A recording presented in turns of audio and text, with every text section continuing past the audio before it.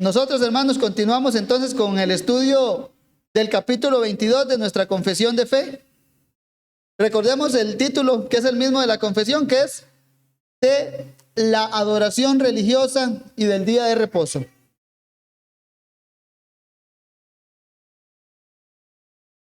Actualmente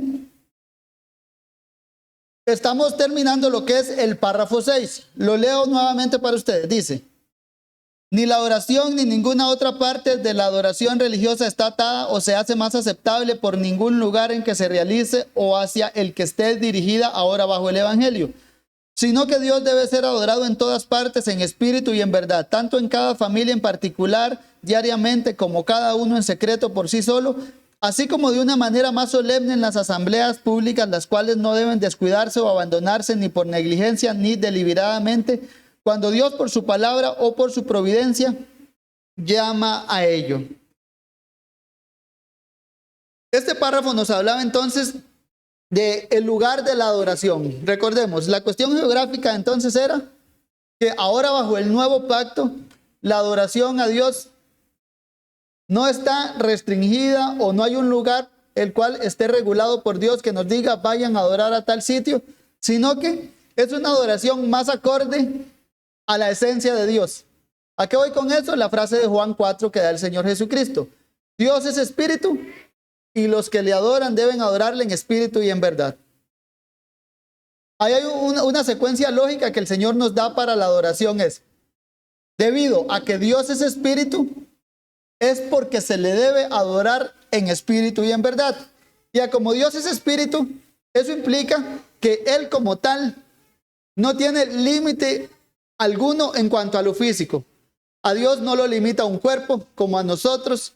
Él puede ver, pero no tiene ojos, puede oír, pero no tiene oídos físicos como nosotros, se comunica, habla y no necesita una boca como nosotros, ni todo un aparato que ayude al habla. ¿Por qué? Porque Dios es espíritu.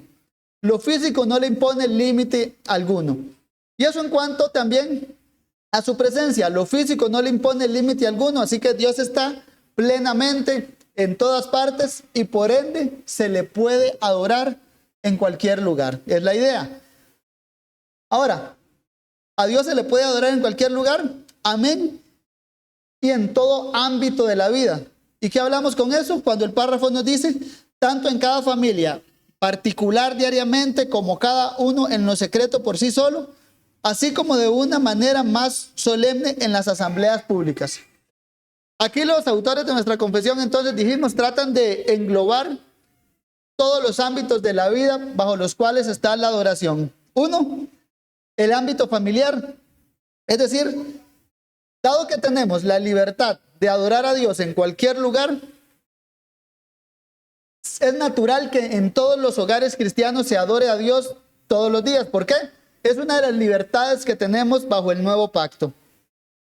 Ya no estamos bajo el yugo de la ley y esta misma adoración a Dios que se debe dar en cada hogar debe ser vista como esas libertades que tenemos en Cristo y no como esas cargas pesadas que se nos están poniendo. Tanto también en el ámbito particular o privado, es decir, cada uno en lo privado tiene la libertad de adorar a Dios. No necesitamos ir a donde un sacerdote levita, no necesitamos caminar al templo de Jerusalén o a cualquier otro lugar, sino en nuestros hogares. No necesitamos venir aquí a este lugar físico para adorar a Dios en cuanto a lunes, martes, miércoles, jueves, viernes, sábado. No, en nuestros hogares podemos adorar al Señor. ¿Por qué tenemos esa libertad? Y un punto que no tocamos la semana pasada es este último. Dice, como cada uno en lo secreto por sí solo, y dice, así como de una manera más solemne en las asambleas públicas. Es decir, tenemos la libertad de adorar a Dios en cualquier lugar, tanto en lo familiar como en lo privado, pero hay una adoración bajo el nuevo pacto, dice que tiene más solemnidad. ¿Cuál es? Así como de una manera más solemne en las asambleas públicas, las cuales no deben descuidarse ni abandonarse por negligencia ni deliberadamente cuando Dios por su palabra o su providencia llama a ello. Uno, entonces, tenemos la libertad también, veámoslo así, adorar a Dios es de esas libertades que tenemos en Cristo, y tenemos la libertad de participar de la adoración corporativa que se hace en la iglesia, y de una manera más solemne. Claro que sí. ¿Por qué? Porque cuando estamos como iglesia, recordemos, Dios está con nosotros de una manera más especial que como lo está diariamente. ¿Por qué?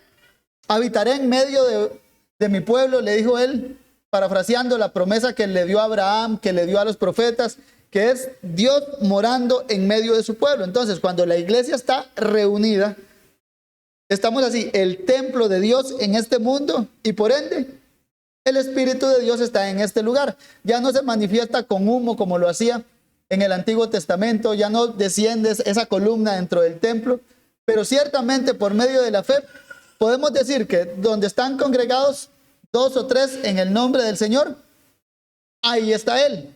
Entonces, si creemos que Dios de verdad no miente, es decir, está aquí entre nosotros, por ende, de una manera más solemne debe ser adorado. ¿Por qué? Porque Él ha prometido que va a estar donde su pueblo esté reunido. ¿Y qué nos dice esto? Que aquí hay varios deberes. De una manera más solemne en las asambleas públicas, es una libertad que tenemos, adorar a Dios como congregación. Ahora bien, ¿cuáles son los deberes en cuanto a esto?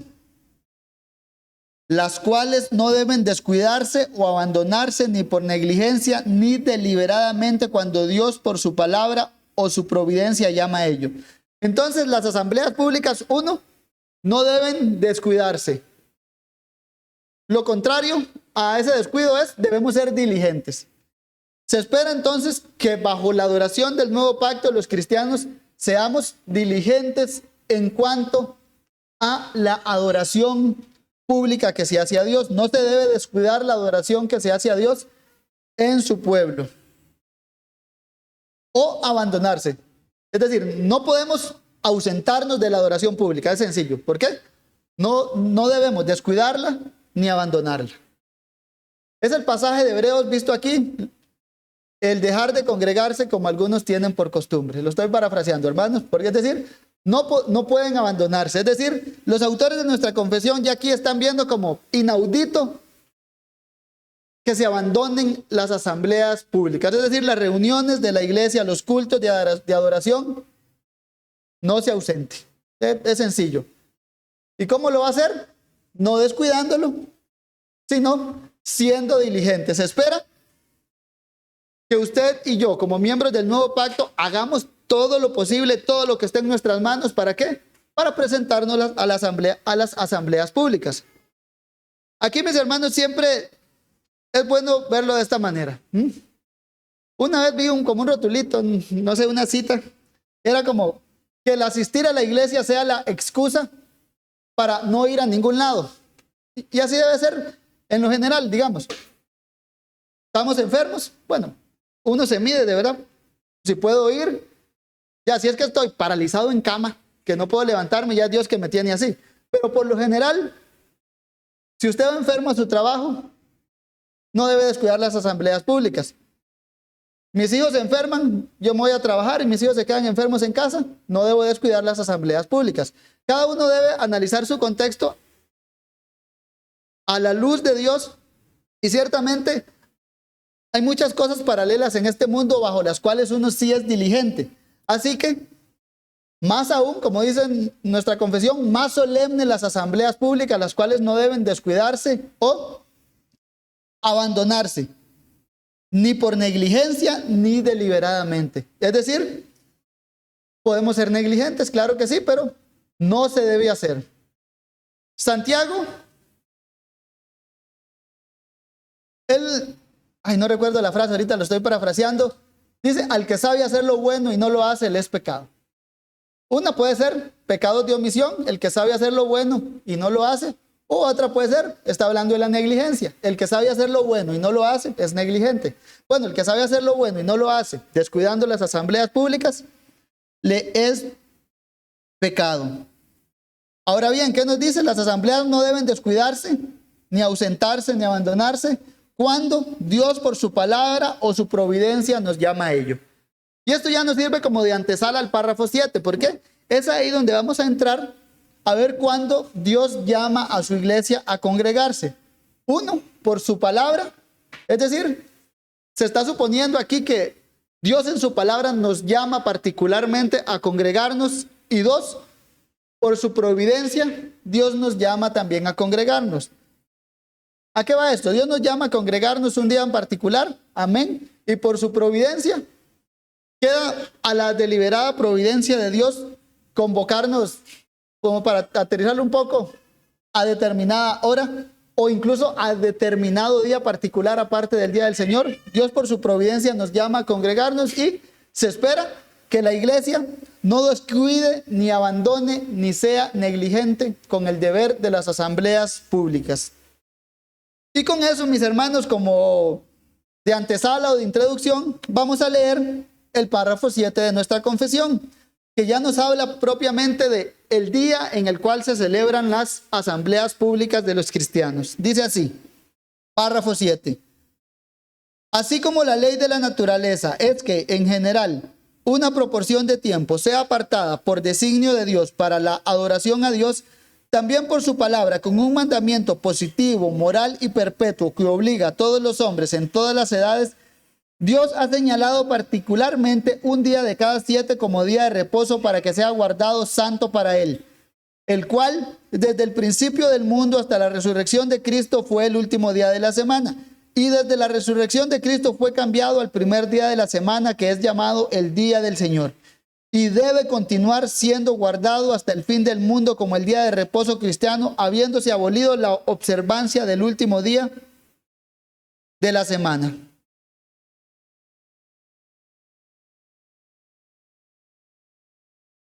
Entonces, mis hermanos, aquí lo que entramos a ver ahora es, en particular, el día del Señor.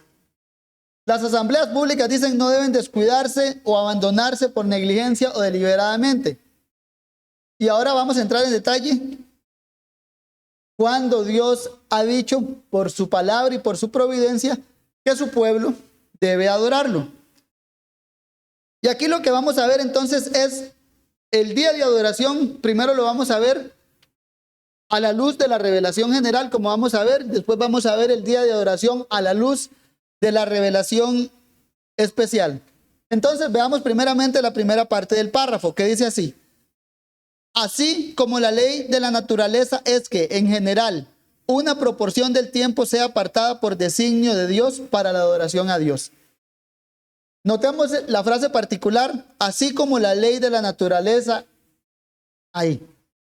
La ley de la naturaleza es la luz de la naturaleza que vimos anteriormente también en los primeros párrafos, y es lo que llamamos entonces la revelación general. Los autores de la confesión entonces nos apuntan aquí que hay luz general o hay revelación general que le dice al hombre que debe apartar un tiempo, un determinado tiempo para la adoración. Ciertamente esta proporción de entrada tiene cierta dificultad. ¿Por qué? Porque puede llegar uno a entender que si ve la creación en general y me dice, mira, debo adorar a Dios. Esto está basado en lo que los reformadores llamaban, o particularmente Juan Calvino llamaba, el censo de la divinidad, o census divinitatis. ¿Y qué es eso? Sencillamente se afirma que cada hombre tiene un sentido de la divinidad innata en el corazón. Y por ende cada hombre en particular es dado a la adoración. Ciertamente por el pecado el hombre es dado a la adoración de ídolos, incluso a la adoración de sí mismo, como cuando el ídolo es el yo. Pero todo hombre es una criatura religiosa y quiere adorar algo. Ya sea el hombre regenerado adora al Dios vivo y verdadero, como el hombre no regenerado, ¿qué es lo que adora? A los Baales, a los ídolos, a sí mismo, llamémoslos en general los Baales. Entonces, ese sentido de la divinidad está en el corazón del hombre. ¿Y cómo lo sabemos? Porque la Biblia lo dice. Vayamos a Romanos 2, versículos 14 y 15. Es aquí que hablamos de la ley escrita en el corazón del hombre. Romanos 2, versículos 14 y 15. Dice así: porque cuando los gentiles que no tienen ley hacen por naturaleza lo que es de la ley, estos, aunque no tengan ley, son ley para sí mismos, mostrando la obra de la ley escrita en sus corazones, dando testimonio su conciencia y acusándoles o defendiéndoles sus razonamientos. Entonces Pablo nos argumenta aquí que la ley de Dios está escrita en el corazón del hombre. Cuando hablamos de la ley de Dios, entendamos la que es la voluntad de Dios, y esa misma se resume en 10 mandamientos. El entendimiento de la Iglesia Reformada así, la ley se resume en 10 mandamientos. Y es para entenderlo de una manera tangible, de una manera que en 10 sentencias podemos entender cuál es la voluntad de Dios en general para con el hombre. Esa ley entonces está escrita en el corazón del hombre, al punto de no tendrás dioses ajenos. Digamos, el hombre está con eso en su corazón, pero está desvirtuado por causa del pecado. Pero eso ya es una invitación que tiene el hombre, ¿a qué? A adorar. Por eso todos somos, veámoslo así, constitutivamente adoradores. Hay unos que son regenerados y otros no, pero ciertamente Dios nos creó para adorarlo. Isaías 43:7 dice: para mi gloria los he creado. Es el propósito para el que Dios creó al hombre, para glorificarlo. Y entonces cuando el hombre no glorifica a Dios, busca glorificar a los ídolos, pero el hombre a algo le da gloria. Entonces, el cuarto mandamiento, al ser parte de la ley, veámoslo así, está escrito en el corazón del hombre.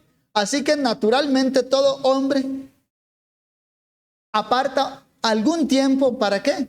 Para ofrecer culto, veámoslo así, para cultuar, llamémoslo así. El historiador cristiano Philip Chaps, él de hecho resumía que desde la antigüedad, él decía, desde antes de Moisés, desde antes de que ese mandamiento, el cuarto mandamiento, estuviera tangible en tablas de piedras, ya había un patrón en todas las naciones. Él dice que los asirios y los babilonios, por ejemplo, observaban un patrón de una semana de N días, 5 días, 7 días, y concluían la semana ofreciendo algún culto a los distintos dioses que tenían. Habían civilizaciones que adoraban a los 5 planetas que tenían visibles, más el sol y la luna, digamos, tenían una semana de 7 días, y después de ese ciclo de 7 venía su día de adoración. Los egipcios tenían una semana de 10 días, ¿y qué pasaba? Al último día era su tiempo reservado para la adoración. Actualmente uno lo puede ver también. Siempre hay, independiente de la religión que se profese, siempre el hombre busca reservar un tiempo para ofrecer adoración al Dios en que ellos creen.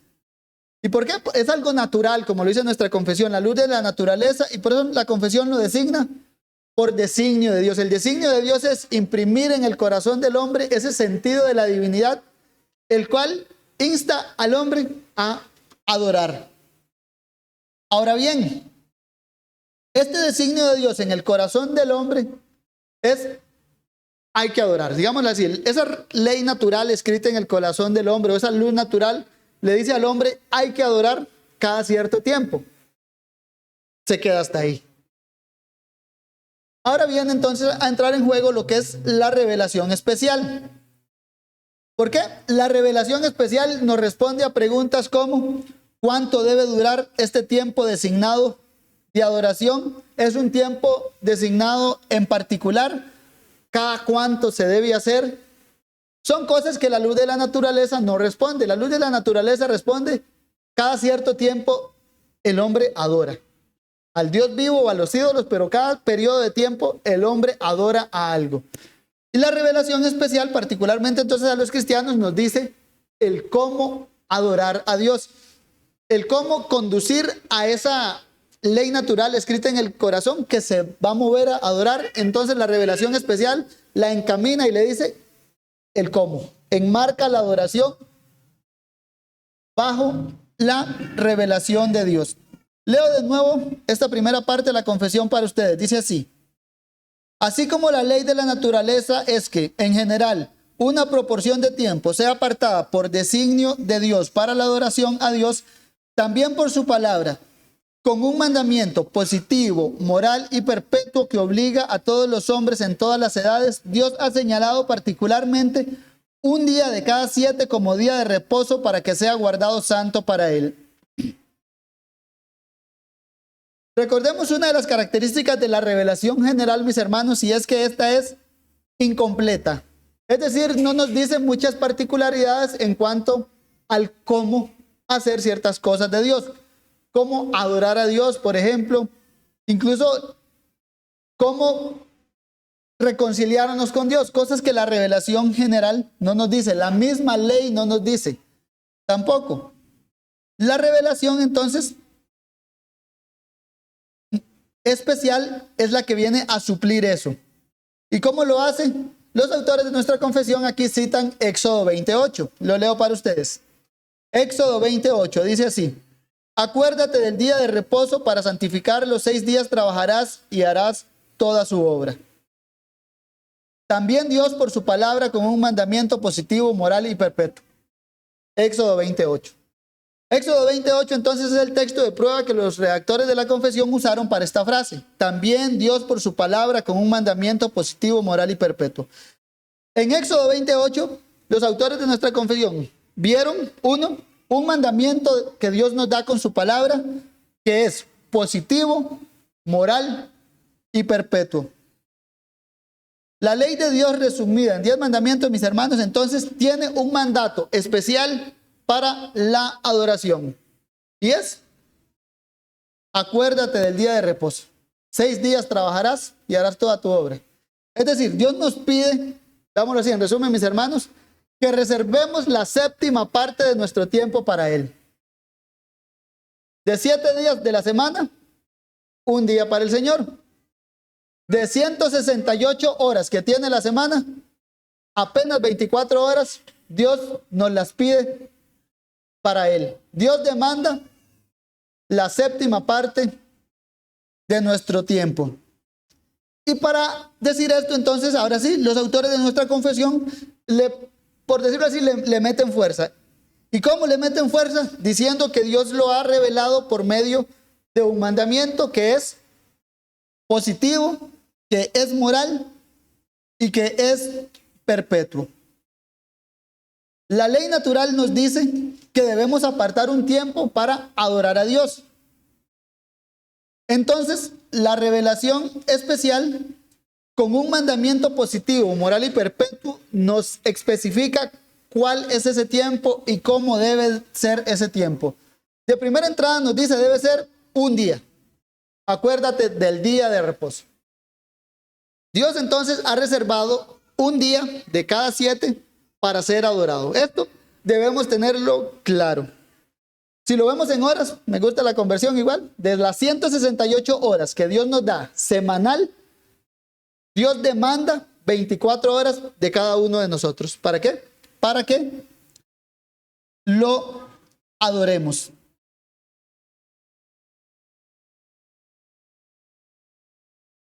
Este es el entendimiento, mis hermanos, que se ha tenido a lo largo de los siglos. Cito para ustedes a Pedro Mártir Vermiglio, reformador italiano, hablando de cómo Dios había designado por medio de una ley positiva este aspecto de un día en particular. Dice: Dios pudo haber designado todos o muchos días para su propia adoración, pero como sabía que estábamos condenados a comer nuestro pan con el sudor de nuestra frente, descansó uno de cada 7, en el cual, descansando de otras obras, nosotros también deberíamos apartarnos solo para Él. Él dice, Dios en su potestad podía haber reservado N cantidad de días para la adoración. Todos los días de la semana, de las 168 horas semanales, Dios tiene la potestad de decir, esas 168 horas son santificadas para que las dediquen solo a mí.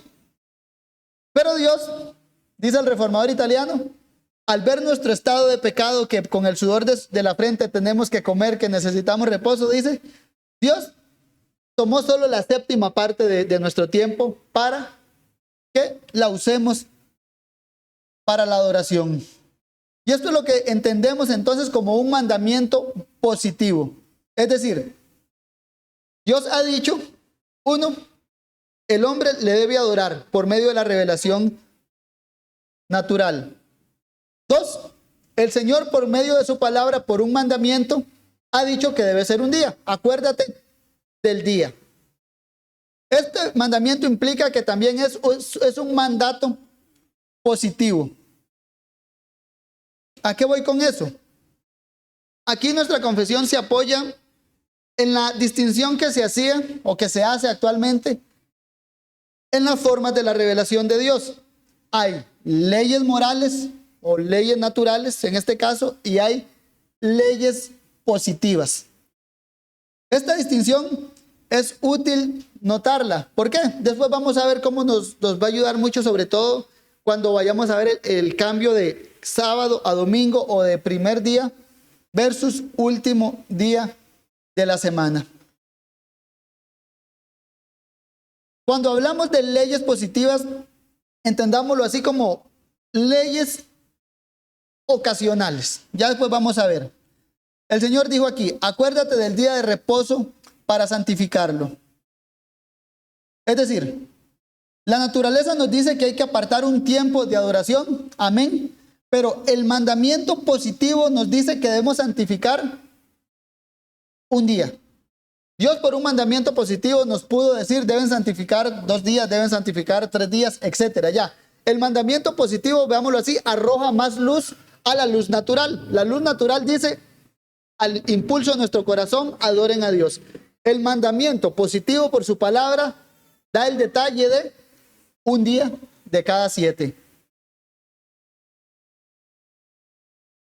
Francis Turretin, él decía, las leyes morales son aquellas cuyas razones se derivan de la naturaleza misma de las cosas que se requieren de ellas, pues son buenas respecto a la naturaleza de Dios mismo y a la naturaleza del orden de las cosas. Las leyes positivas, tal como se dan ocasionalmente, se consideran modificables a voluntad al ser fijadas por mera voluntad y prerrogativa, sin consideración a nada que las hiciera necesaria antes de su promulgación. Pueden ser derogadas y abolidas en cualquier momento por su misma voluntad. Veámoslo así. Tenemos entonces leyes morales. Y las leyes morales, sencillamente, son esas que se desprenden de la esencia de Dios. Dios es bueno y ya, nos da sus mandamientos, nos da su voluntad, nos da su palabra. Las leyes morales, como vienen de la esencia de Dios, son buenas, se haya o no dado un mandamiento. Para entender la distinción. ¿A qué voy con esto? El cuarto mandamiento. Hay una ley natural que nos dice, el hombre debe adorar a Dios. Antes de que Moisés escribiera el cuarto mandamiento en tablas de piedras, estaba ese mandato positivo, ese mandato natural que es bueno. ¿Por qué? Porque viene de Dios. Desde Génesis 1, desde la creación, hay que adorar al Señor. Ahora bien, el mandato positivo tiene una bondad derivada. ¿A qué voy con esto? Tiene una bondad derivada del mandamiento. Un día de cada 7. Eso es bueno, ¿por qué? Porque Dios lo dijo así. Dios pudo decir 2 días de cada 7 y eso sería lo bueno. ¿Por qué? Porque viene del mandamiento. La ley natural es buena antes del mandamiento. La ley positiva es buena porque depende de un mandamiento. Y por eso, como lo decía Turretin, es modificable. Porque como lo vamos a ver, hasta cierto punto podemos decir que no hay nada moral o inmoral en la diferencia de sábado a domingo, sino que está respaldado por un mandamiento positivo. Tanto antes de que viniera Jesucristo hay un mandamiento positivo que nos tira al último día de la semana, como vamos a ver, como después de Jesucristo hay un mandamiento positivo que vemos el patrón apostólico que nos remite ¿a qué? Al primer día de la semana. Este concepto entonces, como lo estamos viendo, nos va a ayudar mucho cuando veamos el tema de ese cambio que se da a nivel de mandamiento positivo del primer día al último de la semana. La ley natural nos dice entonces, lo que quiero que nos quede hoy, la ley natural nos dice que hay que adorar a Dios. Hay que reservar un tiempo para adorar a Dios. La ley o la revelación especial nos dice que debe ser un día, y eso está amparado ¿en qué? En la ley positiva que nos responde el patrón. Un día de cada 7. Y entendámoslo así, mis hermanos. Dios, por medio de mandamientos positivos o por medio de leyes positivas, nos enseña cómo adorarle. Y es la única forma que los creyentes sabemos cómo adorar a Dios, cuando Él nos da mandamientos positivos. Si no, si Dios solo nos deja a la luz de la naturaleza, no sabemos que hay que adorar a Dios uno de cada 7 días, no sabemos el cómo, como vamos a ver, que hay que congregarse, no sabemos los elementos de la adoración. ¿Por qué? Porque ocupamos ese tipo de mandamientos positivos. Por ejemplo, para nosotros, los mandamientos positivos en el nuevo pacto son distintos a los mandamientos positivos del pueblo del antiguo pacto, pero son buenos por el mandamiento de Dios. Pero si vemos, hay un cambio. Como cristianos no pecamos al desobedecer los mandamientos positivos que le fueron dados a Israel. O por ejemplo, antes de Cristo, Israel no tenía esa luz y ellos no pecaban por desobedecer esos mandamientos positivos de los cristianos. ¿Por qué? Van ligados a una época en particular, a un pueblo en particular. Incluso con la circuncisión, eso era un mandamiento positivo que Abraham tenía. Los paganos no pecaban al no circuncidar a sus hijos. La descendencia de Abraham pecaba al no circuncidar a sus hijos. ¿Por qué? Porque tenían la luz del mandamiento positivo de Dios. Entonces, mis hermanos, hoy quiero que nos quede, para entrar en este tema, que entendamos claro esa distinción de ley natural versus ley positiva.